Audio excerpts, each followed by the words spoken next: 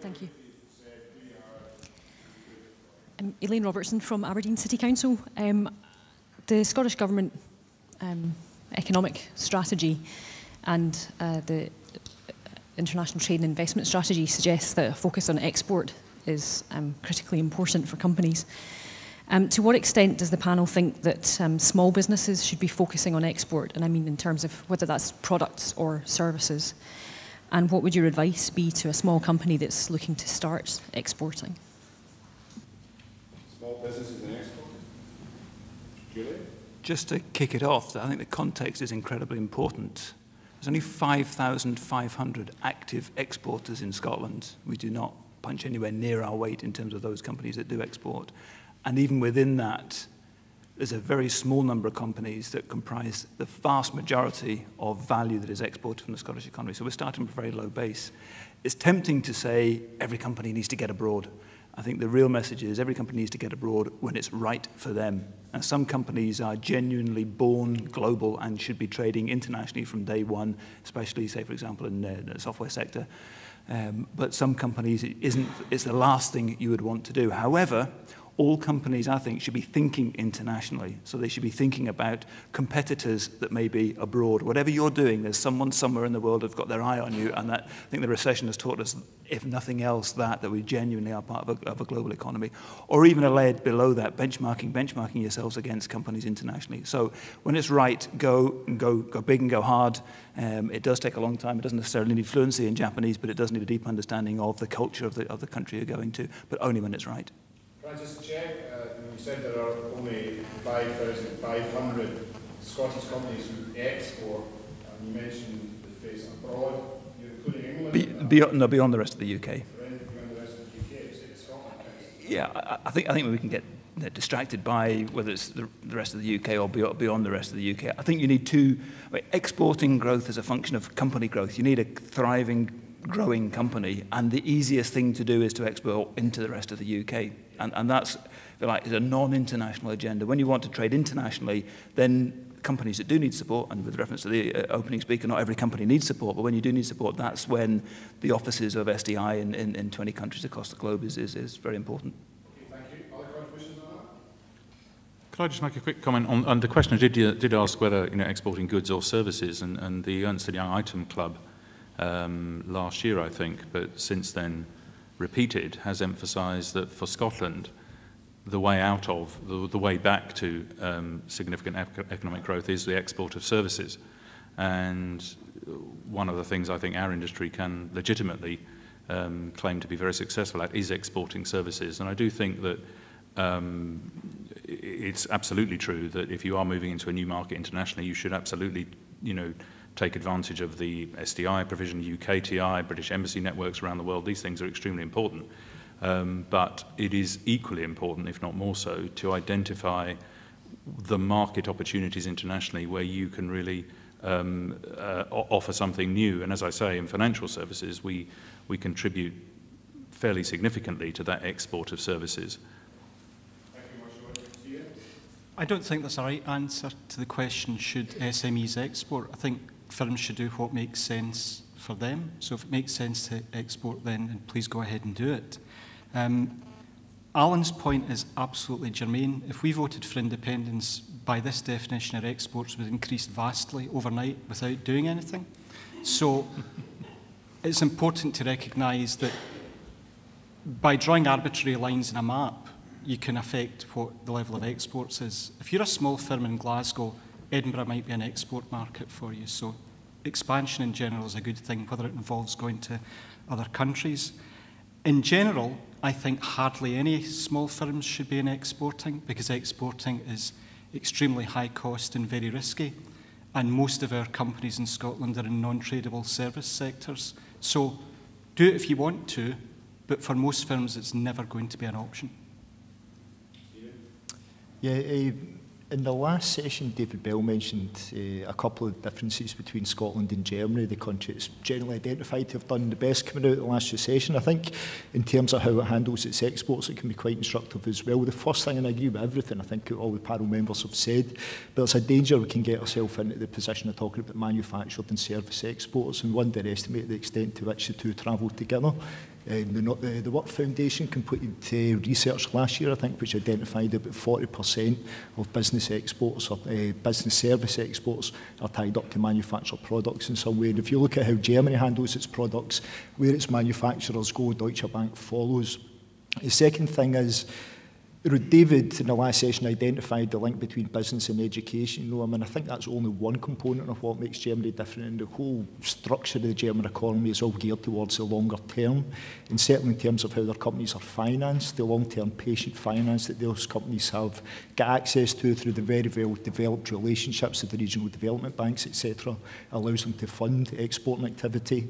And the third thing is they've been very clever about their export markets. I mean, Germany was quite strategic about this. You know, it looked at China growing and it said, well, if China's going to grow and it's going to capture a lot of the lower valued manufactured markets, then we will build its factories for it. And you look at the type of products they sell, and they are very much, you know, helping the Chinese economy to grow. And I think in that respect, we do have to remind ourselves that the UK at the moment currently exports 2.5 times more goods and services to Ireland than it does to China. Now, I think we all recognise that's a problem, but it's not going to change because we decide it has to change. We have to make sure we're in the markets that we can sell to these emerging nations. Any other thoughts? Thank you very much. Any other questions, please, for our panel? Yes? Hi, Chris Brewery from Slims Consulting. I just wanted to stick with the theme of the government economic strategy. The economic strategy was written in 2007 when economic growth was a given, unemployment was falling, investment, financial markets were all strong. We're in a different world now, obviously. My question is, do the sectoral priorities and other priorities in the government economic strategy remain appropriate? And is there anything missing that we should be thinking about now?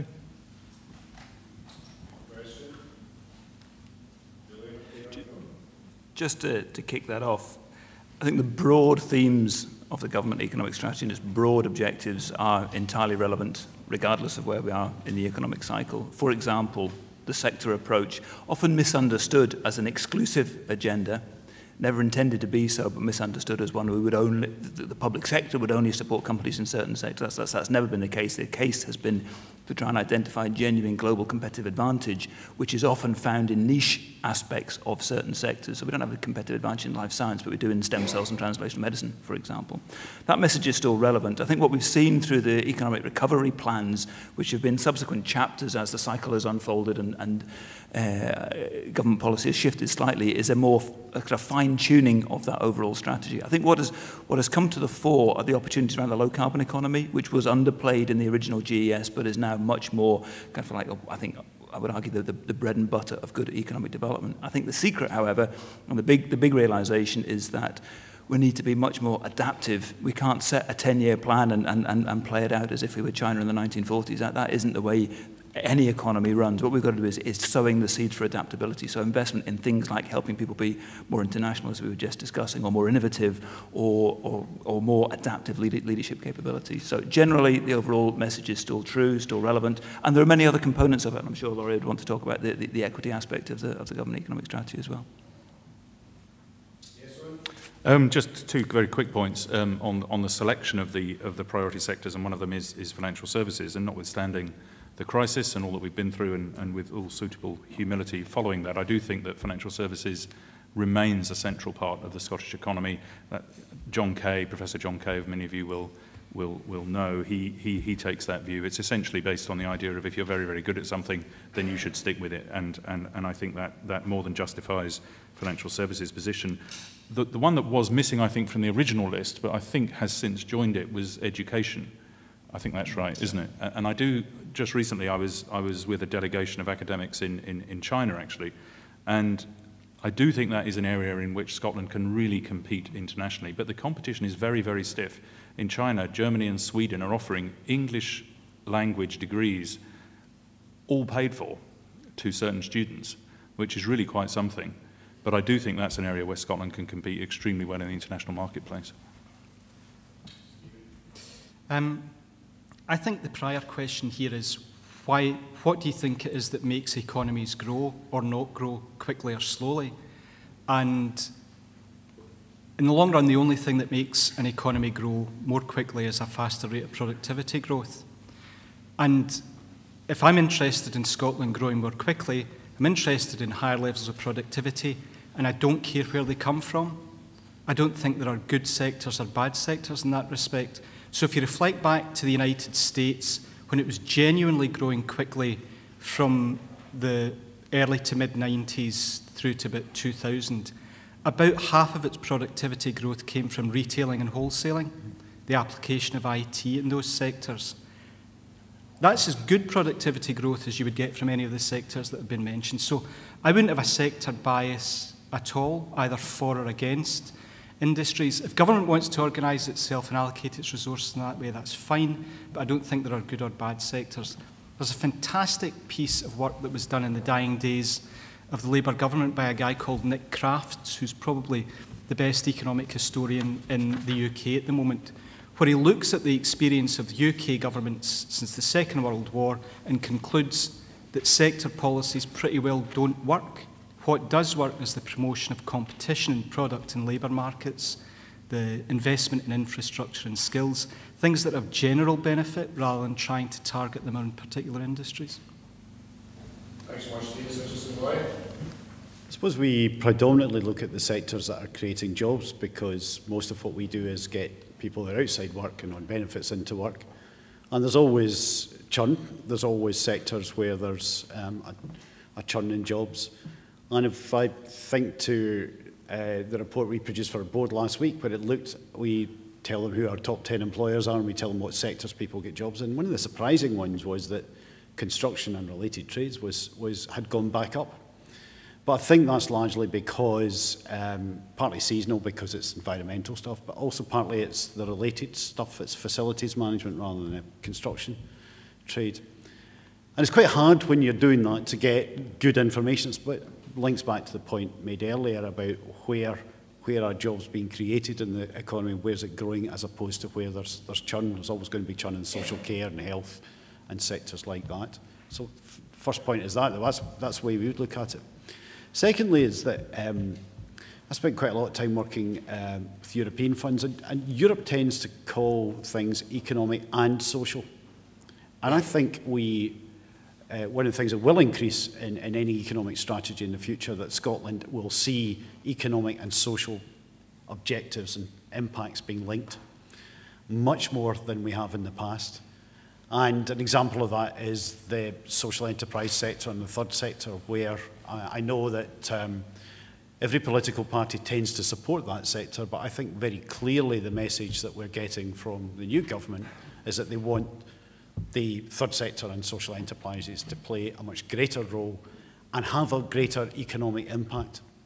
And that's partly through public sector reform, it's partly through the traditional voluntary sector and community sectors becoming more entrepreneurial and enterprising.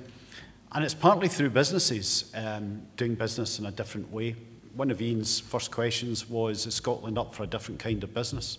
And one of the different kinds of business that I think we are up for is doing business through social enterprise and not just seeing businesses as creating profits for individuals and shareholders.